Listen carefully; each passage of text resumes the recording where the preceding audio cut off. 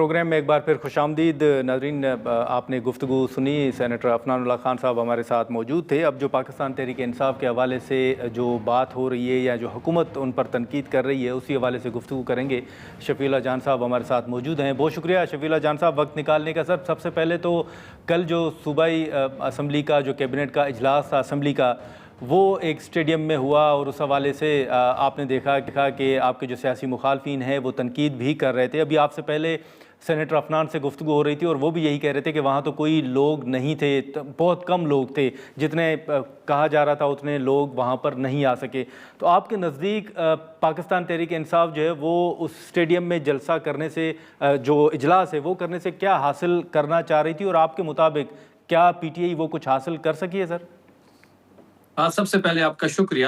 جہاں تک کل کے اجلاس کی بات ہے تو کل کا اجلاس پاکستان کی تاریخ میں پہلی دفعہ آپ نے دیکھا ہوگا کہ کوئی بھی اسمبلی یا اسمبلی ہال سے نکلتی ہے, اسمبلی کی چار دیواری سے باہر آتی ہے اور کھلے گراؤنڈ میں اسمبلی کا اور اجلاس کا انعقاد کرتی ہے. یہ تاریخ میں پہلی دفعہ ہوا ہے. اس کا اعلان جو ہے وہ سی ایم آفریدی صاحب نے مردان کے جلسے میں کیا تھا, اور پھر یہ انیشیٹو بابر سلیم سواتی صاحب جو اسپیکر خیبر پختونخوا ہے انہوں نے لیا, اور کل عمران خان اسٹیڈیم میں عوامی اسمبلی لگائی گئی. وہاں پہ عوام کو دعوت دی گئی, عوام کی بہت بڑی تعداد وہاں پہ موجود تھی. اگر سینیٹر صاحب یہ کہتے ہیں کہ وہاں پہ تعداد موجود نہیں تھے تو ویژولز بھی آپ کے سامنے ہیں کہ گیلریز اور سٹینڈز جو تھے, جو ڈیڈیکیٹڈ سٹینڈز تھے, وہ بھری ہوئے تھے. اور پھر آپ نے دیکھا کہ ان کی جماعت نے اس کا اجلاس کا بائیکاٹ کیا, کیونکہ خیبر پختونخوا اسمبلی میں جو اپوزیشن لیڈر ہے وہ پاکستان مسلم لیگ نون سے ہے. انہوں نے بائیکاٹ کیا. بائیکاٹ اس لیے جی کہ جہاں بھی عوام کی بات ہوگی, جہاں بھی عوام سے آمنا سامنا ہوگا, جہاں بھی عوامی اسمبلی میں عوامی عدالت لگائی جائے گی, ان کے جو یہاں پہ ممبران ہے وہ فارم 47 کی پیداوار ہے, یہ عوام کا سامنا نہیں کر سکتے. جہاں بھی عوام کی بات آئے گی یہ رائے فرار اختیار کریں گے.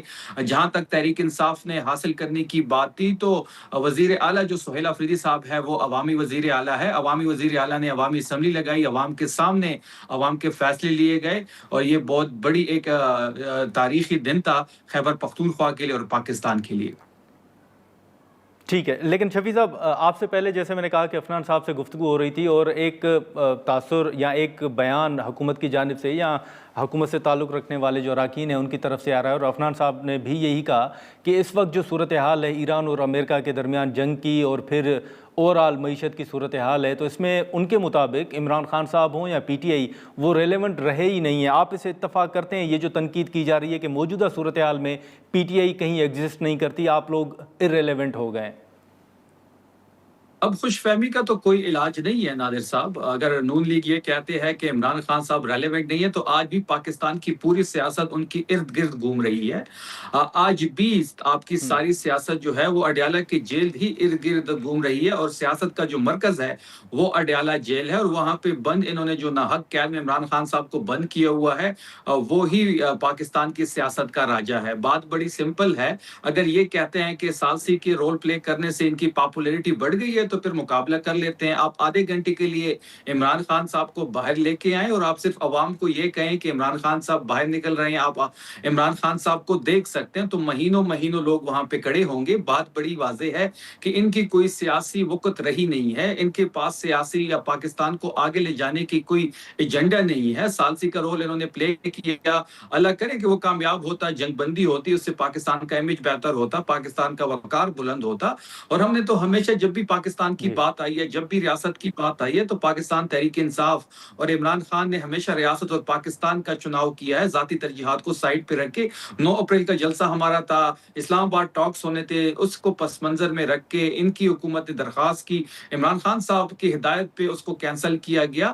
یہ ان کی بہت پرانا وتیرہ ہے نادر صاحب کہ نون لیگ جب مشکلات میں ہوتی ہے تو یہ پاؤں پڑتی ہے, اور جب یہ مشکلات سے نکل جاتی ہے تو یہ گربان پکڑ لیتے ہیں. اس ٹائم یہ درخواست کر رہے تھے, ہم نے ان پہ کوئی احسان نہیں کیا, یہ ہمارا فرض تھا. تب جب بھی پاکستان کی بات آئے گی, اگر آئندہ بھی ایسی کوئی سچویشن بنتی ہے, پاکستان تحریک انصاف اور عمران خان جو ہے وہ ریاست اور پاکستان کے ساتھ کھڑے ہوں گے. اور عمران خان صاحب کے ہدایت پہ ہی پھر میدان میں جلسہ کیا گیا, جو کہ ایک ریفرینڈم تھا. جتنے لوگ وہاں پہ موجود تھے, یہ میں ان کو چیلنج کرتا ہوں کہ اس وقت اسٹیبلشمنٹ بھی ان کے ساتھ ہے, تمام ان کے ایک سیاسی اتحاد بھی ہے, حکومت کا جو حصہ ہے, ساری پارٹیاں مل لیں, اسٹیبلشمنٹ بھی زور لگا لے, تب بھی یہ اتنے نمبر میں لوگ نہیں نہیں نکال سکتے جتنے نمبر میں لوگ مردان میں نکلے ہوئے تھے.